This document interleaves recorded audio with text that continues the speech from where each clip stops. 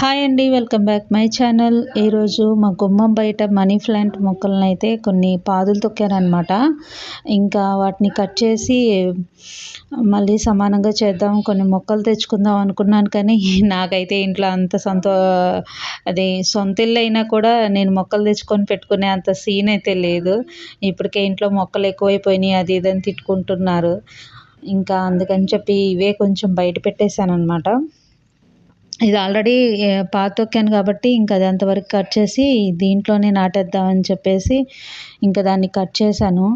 నేనైతే ఒక్క money plant తీసుకొచ్చానంటే అసలు దాన్ని ఎన్ని రకాలుగా తయారు చేసుకుంటానో, మొత్తం శుభ్రంగా కట్ చేసి చిల్లలుగా మనీ ప్లాంట్ మామూలు వాటర్లో పెట్టేసేసి ఇంకా అలా చేస్తానన్నమాట. నాకైతే కొన్ని పిలకలు కూడా ఇచ్చారు వేరే వాళ్ళు, అవి కూడా పెట్టేశాను ఇక్కడ.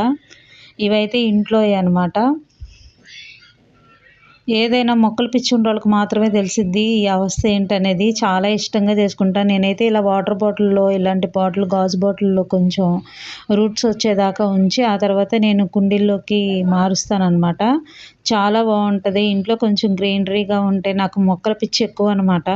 ఇంకా ఇదిగో ఇలా తయారు చేస్తాను. అవి కొంచెం రూట్స్ రాగానే వేరే వాటిల్లోకి పెట్టుకుంటాను, కుండీల్లోకి. ఇంతకుముందు నా ఓల్డ్ వీడియోలో అయితే ఎన్ని మొక్కలు ఉండేయో, మేము ఊర్లు వెళ్ళడం వల్ల చాలా వరకు చచ్చిపోయినాయి. ఇదొకటి ఈ పిలకలాగా కనిపిస్తుంది కదా, అదొకటి కొంచెం మనీ ప్లాంట్ ఒకటి మా పైన డాబా మీద నుంచి పడింది, అది కూడా పెట్టాను. Please subscribe.